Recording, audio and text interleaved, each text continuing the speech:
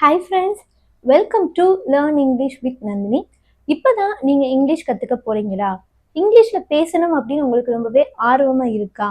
ஆனால் அதை எப்படி கற்றுக்கிறது, எந்த முறைப்படி கற்றுக்கிறது அப்படின்னு நீங்கள் யோசிச்சுட்டே இருக்கீங்களா? இந்த வீடியோ உங்களுக்கு தான். நம்ம சேனலை நீங்கள் ஃபர்ஸ்ட் வந்து சப்ஸ்கிரைப் பண்ணி வச்சுக்கோங்க. ஏன்னா நம்மள நிறைய பேருக்கு இங்கிலீஷில் பேசணும் அப்படின்றது ஒரு ஆசையாகவே இருக்குது. ஆனா அதை எந்த மாதிரி கத்துக்கிறது, எதை ஃபர்ஸ்ட் கத்துக்கிறது, எதை அடுத்து கத்துக்கிறது அப்படின்றது நிறைய பேருக்கு வந்து தெரியறது இல்ல. சில பேர் என்ன சொல்லுவாங்கன்னா, இங்கிலீஷ்ல வந்து கிராமர் தெரிஞ்சாதான் நம்மளால வந்து தப்பில்லாம பேச முடியும் அப்படின்னு சொல்லுவாங்க. சில பேர் என்ன சொல்லுவாங்கன்னா, பேசுறதுக்கு கிராமரே தேவையில்லை, கிராமர் இல்லாமலே நம்ம வந்து இங்கிலீஷ் பேசலாம் அப்படின்னு சில பேர் சொல்லுவாங்க. ஆனா உண்மை என்னன்னா, இந்த ரெண்டுமே வந்து தப்பு தான். அதாவது நம்ம இங்கிலீஷ் பேசுறதுக்கு ரொம்ப கிராமர் தெரிஞ்சிருக்கணும் அப்படின்னு அவசியம் கிடையாது. ஆனா அதே சமயத்துல கிராமர் சுத்தமா தெரியாமலும் நம்மளால வந்து இங்கிலீஷ் பேச முடியாது. ஏன்னா இப்ப நம்ம தமிழ்ல பேசுறோம். இப்போ ஆண் அப்படின்றதுக்கு நம்ம தமிழ்ல என்ன சொல்லுவோம்? மரியாதையா சொல்லணும்னா அவர் அப்படின்னு சொல்லுவோம். இல்ல சின்ன பசங்களை சொல்லணும்னா அவன் அப்படின்னு சொல்லுவோம். இப்போ பெண்களை சொல்லணும்னா அவள் அப்படின்னு சொல்லுவோம். இந்த மாதிரி நம்ம தமிழ்ல பேசும்போதே இதுக்கு இப்படிதான் சொல்லணும் அப்படின்ற இலக்கணம் நம்ம தெரிஞ்சுதான் பேசுறோம். ஆனா அதுக்காக நம்ம நிறைய இலக்கணம் தெரிஞ்சுதான் நம்ம தமிழ் பேசுறோம் அப்படின்னு சொல்ல முடியாது. அதே மாதிரிதான் இங்கிலீஷ்ல பேசுறதுக்கும் நமக்கு ஒரு பேசிக்கான கிராமர் வந்து கண்டிப்பா தெரிஞ்சிருக்கணும்.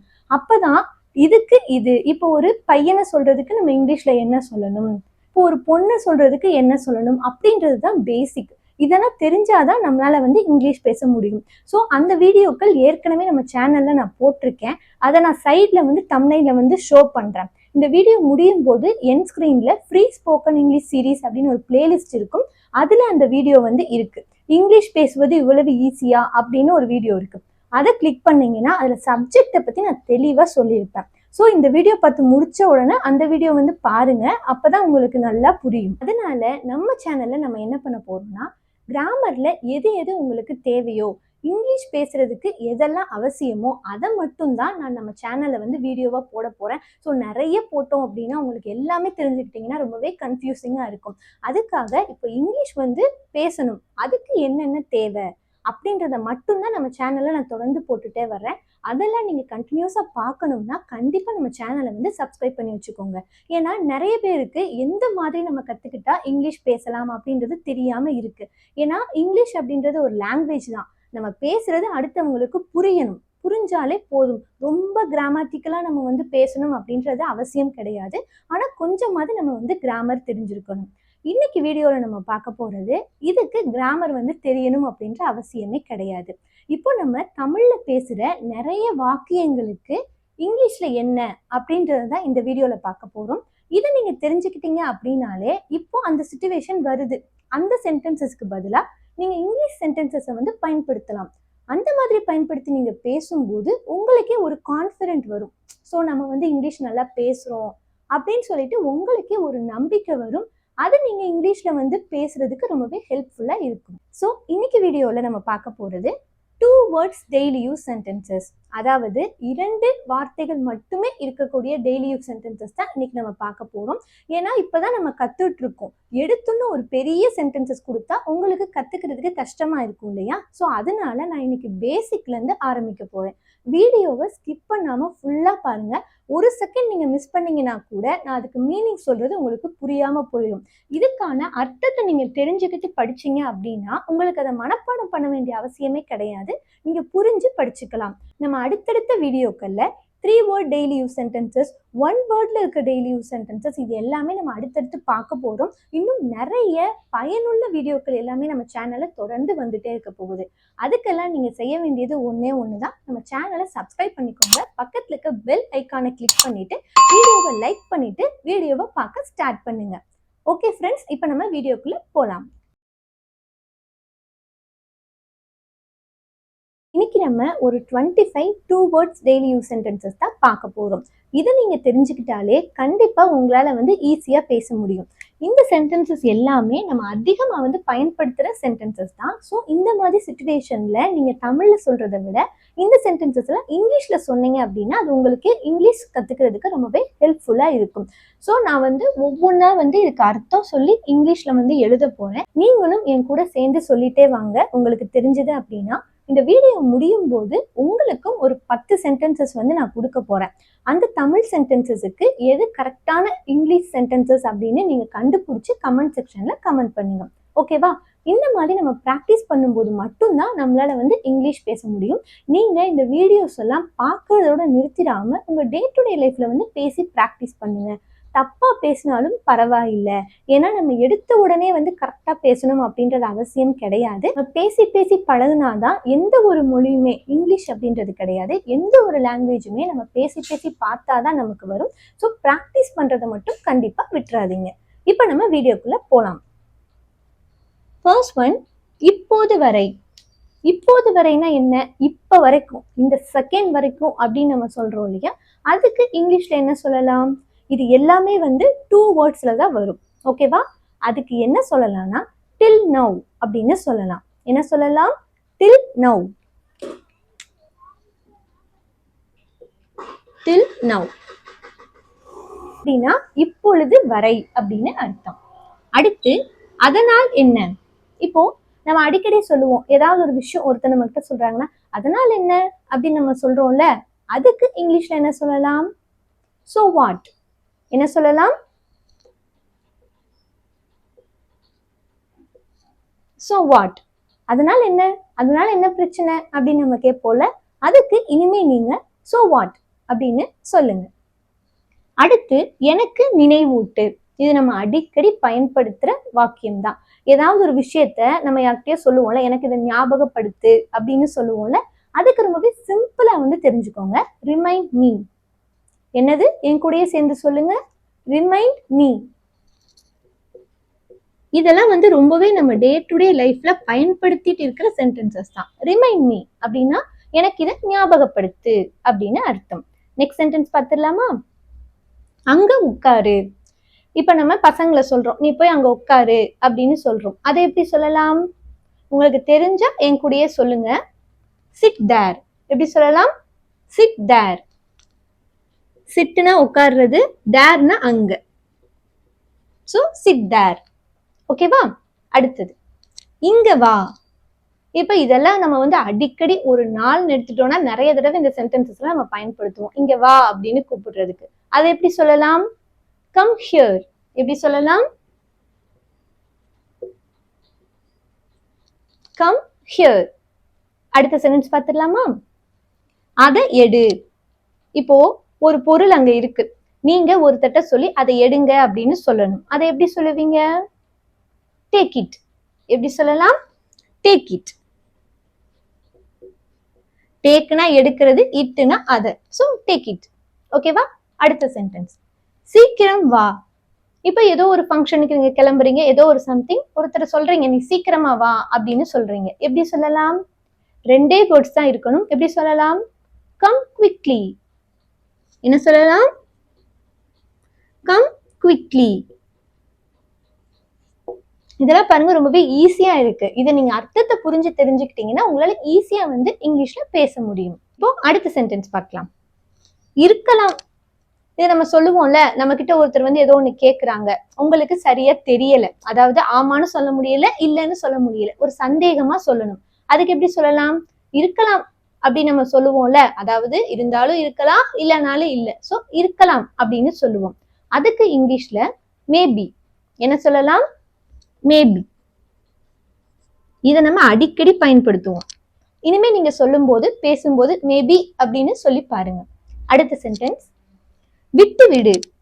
இப்போ ஒரு விஷயத்த நீ வந்து விட்டுரு அப்படின்னு நம்ம சொல்றோம். இப்போ ஏதோ ஒரு நினைச்சு உங்க ஃப்ரெண்ட் வந்து கவலைப்பட்டுட்டு இருக்காங்க.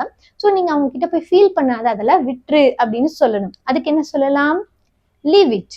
என்ன சொல்லலாம்? Leave it. லீவ்னா விடுறது, இட்னா அது. Leave it. ஓகேவா? இப்போ அடுத்த சென்டென்ஸ் நானும் தான். இப்போ ஒரு விஷயம் நடந்துட்டு இருக்கு, நீங்களும் சொல்றீங்க நானும் தான் அப்படின்னு சொல்றோம், ஏதோ ஒரு விஷயம். அப்ப என்ன சொல்லலாம்? Me too. என்ன சொல்லலாம்? Me too. Me too. அடுத்த சென்டென்ஸ் என்னை நம்பு. இப்போ நீங்க ஒருத்தட்ட சொல்றீங்க, என்ன வந்து நம்பு, இந்த விஷயத்துல என்ன நீ நம்பலாம், என்ன நம்பு அப்படின்னு சொல்றதுக்கு என்ன சொல்லலாம்? Believe me. என்ன சொல்லலாம்? Believe me. அடுத்த சென்டென்ஸ் சாயாதே. இப்போ ஒருத்தர் மேல சாஞ்சிட்டே இருக்காங்க, அப்ப நீங்க உங்ககிட்ட என்ன சொல்லுவீங்க? சாயாத அப்படின்னு நம்ம சொல்லுவோம்ல, அதுக்கு டோன்ட் லீன். என்ன சொல்லலாம்? Don't lean. இதெல்லாம் பாருங்க, ரொம்பவே ஈஸியான சென்டென்சஸ் தான். இது எல்லாமே நம்ம தினந்தோறும் பயன்படுத்துற வாக்கியங்கள் தான். இதெல்லாம் நம்ம இங்கிலீஷ்ல தெரிஞ்சுக்கிட்டு ஒரு 2-3 தடவை நம்ம வீடியோஸையே திரும்ப திரும்ப பார்த்து ப்ராக்டிஸ் பண்ணுங்க. அந்த நேரத்துல உங்களுக்கு ஆட்டோமேட்டிக்கா அந்த சென்டென்சஸ் வந்துரும். அந்த மாதிரி நீங்க பண்ணும்போது உங்களுக்கே கண்டிப்பா ஒரு கான்ஃபிடென்ட் வரும். இப்போ நம்ம அடுத்த சென்டென்ஸ் பார்க்கலாம். இப்போ நம்ம பார்க்க போற அடுத்த சென்டென்ஸ் எனக்கு உதவு. இப்போ நீங்க உங்க ஃப்ரெண்டு கிட்ட ஏதோ ஒரு ஹெல்ப் கேக்குறீங்க அப்படின்னா, எனக்கு இதை ஹெல்ப் பண்ணு அப்படின்னு நம்ம கேட்போம்ல, அதுக்கு எப்படி இங்கிலீஷ்ல சொல்லலாம்? Help me. எப்படி சொல்லலாம்? Help me.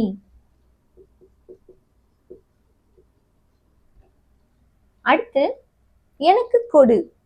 இப்போ ஒரு விஷயத்த நீங்க கேக்குறீங்க, ஒருத்தர் ஒரு பொருள் வச்சிருக்காங்க, நீங்க அதை கேக்குறீங்க, எனக்கு அதை கொடுங்க அப்படின்னு கேக்குறீங்க. அதுக்கு எப்படி கேட்கலாம்? Give me. எப்படி கேட்கலாம்? கிவ் மீ அப்படின்னா எனக்கு கொடு அப்படின்னு அர்த்தம். பாத்தீங்களா, இது எவ்வளவு ரொம்பவே ஈஸியா சிம்பிளா இருக்கு பாருங்க. அடுத்த சென்டென்ஸ் நேரம் முடிந்தது. இப்போ இதை நம்ம அடிக்கடி பயன்படுத்துவோம். எக்ஸாம் எழுதுறப்போ சரி, ஏதோ ஒரு இடத்துல நேரம் முடிஞ்சிருச்சு அப்படின்னு நம்ம சொல்றதுக்கு எப்படி சொல்லலாம்? டைம் அப். எப்படி சொல்லலாம்? டைம் அப். இப்போ அடுத்த சென்டென்ஸ் பார்க்கலாம். தேவையில்லை. இப்போ ஒருத்தர் உங்ககிட்ட ஒண்ணு கேக்குறாங்க, நீங்க சொல்றீங்க எனக்கு அது தேவையில்லை அப்படின்னு சொல்லணும். அதை எப்படி ரொம்பவே ஈஸியா சொல்லலாம்? நீங்களும் யோசிச்சு என் கூட சொல்லிட்டே வாங்க. No need. எப்படி சொல்லலாம்? No need. எனக்கு அது தேவையில்லை. இப்போ அடுத்த சென்டென்ஸ் மிக அருமை. இப்போ ஒருத்தர் ஒரு விஷயம் செஞ்சிருக்காங்க, அதை நீங்க பாராட்டணும். அவங்க கிட்ட இது ரொம்பவே நீங்க நல்லா செஞ்சிருக்கீங்க அப்படின்னு சொல்லணும். அப்படின்னா அதுக்கு இங்கிலீஷ்ல வெரி நைஸ். அப்படின்னா மிக அருமை, வெரி நைஸ். ஓகேவா? அடுத்த சென்டென்ஸ் பார்த்துடலாமா? கில்லாதே. எனக்கு கில்லாத அப்படின்னு சொல்லணும் இல்லையா, அதுக்கு டோன்ட் பிஞ்ச். எப்படி சொல்லலாம்? Don't pinch. பிஞ்ச் அப்படின்னா கில்றது. Don't pinch. இப்போ அடுத்த சென்டென்ஸ் பரவாயில்லை. இப்போ ஒருத்தர் உங்ககிட்ட நான் இந்த மாதிரி ஏதோ செஞ்சுட்டேன், என்ன மன்னிச்சிருங்க, ஏதோ சம்திங் கேக்குறாங்க. நீங்க சொல்லணும், சரி விடுங்க பரவாயில்ல அப்படின்னு சொல்லணும். அதுக்கு எப்படி சொல்லலாம்? It's okay. எப்படி சொல்லலாம்? It's okay. இட்ஸ் ஓகே அப்படின்னா பரவாயில்ல அப்படின்னு அர்த்தம். அடுத்த சென்டென்ஸ் போய்விடு. இப்போ ஒருத்தர் சொல்லணும், நீ தயவு செஞ்சு போயிரு, இல்ல போய்விடு அப்படின்னு சொல்றதுக்கு கோ அவே. எப்படி சொல்லலாம்? கோ அவே. கோ அவேனா நீ போயிரு. இப்போ அடுத்த சென்டென்ஸ் தயாராக இரு. இப்போ ஒரு ஃபங்க்ஷனுக்கு கிளம்ப சொல்றீங்க, எல்லாரையும் நீங்க தயாரா இருங்க அப்படின்னு சொல்லணும். அதை எப்படி சொல்லலாம்? Be ready. எப்படி சொல்லலாம்? Be ready. இதெல்லாம் ரொம்பவே ஈஸி தான். Be ready.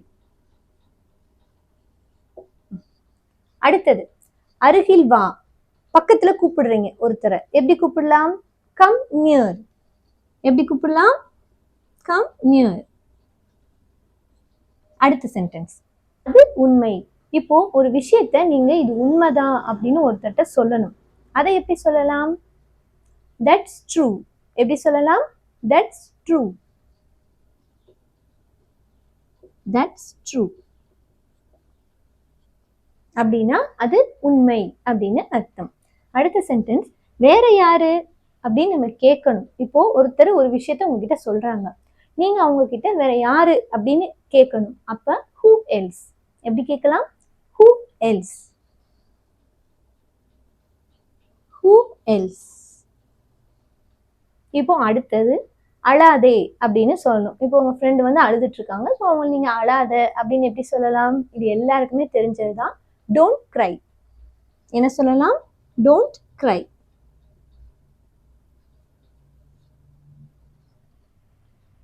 இன்னைக்கு நம்ம ஒரு 25 ஈஸியான தமிழ் சென்டென்சஸை அதுக்கு தகுந்த 2 வேர்ட்ஸ் டெய்லி யூஸ் சென்டென்சஸாக பார்த்தோம்.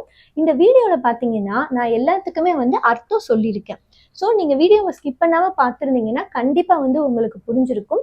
உங்களுக்கான ஒரு 10 சென்டென்சஸும் இருக்குது. அதுக்கு நீங்கள் தான் இங்கிலீஷ் சென்டென்சஸை வந்து கண்டுபிடிச்சி கமெண்ட் செக்ஷனில் வந்து கமெண்ட் பண்ணுங்கள்.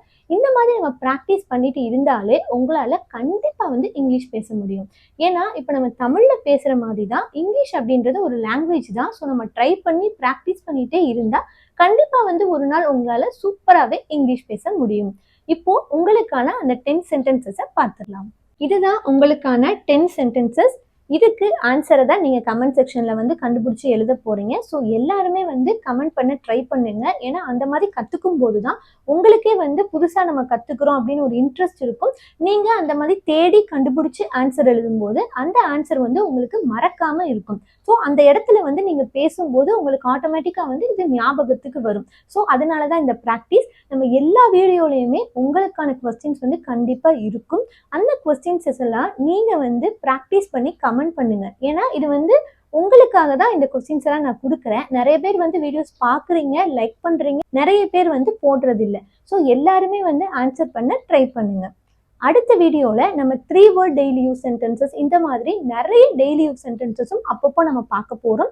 நம்ம சேனலில் இது மட்டும் கிடையாது, பேசிக் கிராமர் வீடியோஸும் வரும், இந்த மாதிரி டெய்லி யூஸ் சென்டென்சஸுமே வரும். ஸோ இப்போ தான் நீங்கள் இங்கிலீஷ் கற்றுக்குறீங்க அப்படின்னா கண்டிப்பாக நம்ம சேனலை வந்து சப்ஸ்கிரைப் பண்ணிக்கோங்க. கண்டிப்பாக உங்களுக்கு யூஸ்ஃபுல்லான வீடியோஸை மட்டும்தான் நான் வந்து நம்ம சேனலில் போட்டுகிட்டே இருக்கேன்.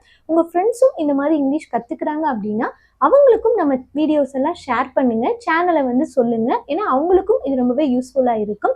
நீங்கள் ஸ்கூல் ஸ்டூடெண்ட்ஸ் அப்படின்னா நான் தினந்தோறும் போடுற அந்த வீடியோஸ் எல்லாம் நீங்கள் கண்டிப்பாக பாருங்க. ஏன்னா உங்கள் சப்ஜெக்ட்டுக்கு ரொம்பவே வந்து இது யூஸ்ஃபுல்லாக இருக்கும். ஏன்னா நம்ம ஏற்கனவே நிறைய கிராமர் வீடியோஸும் போட்டிருக்கோம். அதெல்லாம் பார்த்தீங்க அப்படின்னா உங்களுக்கு எக்ஸாமுக்கு ரொம்பவே யூஸ்ஃபுல்லாக இருக்கும். ஓகே ஃப்ரெண்ட்ஸ், இன்னைக்கு வீடியோ அவ்வளோதான். இனி அடுத்த வீடியோவில் இதே மாதிரி ஒரு இன்ட்ரெஸ்டிங்கான வீடியோவோட வர்றேன். இந்த வீடியோ உங்களுக்கு பிடிச்சிருந்தது அப்படின்னா வீடியோவை மறக்காம லைக் பண்ணிக்கோங்க. அப்பதான் அடுத்தடுத்து வீடியோஸ் போடுறதுக்கு எனக்கு அது ரொம்பவே மோட்டிவேஷனா இருக்கும். உங்க ஃப்ரெண்ட்ஸுக்கும் ஷேர் பண்ணிடுங்க. நீங்க அடுத்தடுத்து நம்ம வீடியோக்களை பார்க்கணும் அப்படின்னு நினைச்சீங்கன்னா நம்ம சேனலை சப்ஸ்கிரைப் பண்ணி வச்சுக்கோங்க. தேங்க்ஸ் ஃபார் வாட்சிங் மை வீடியோ.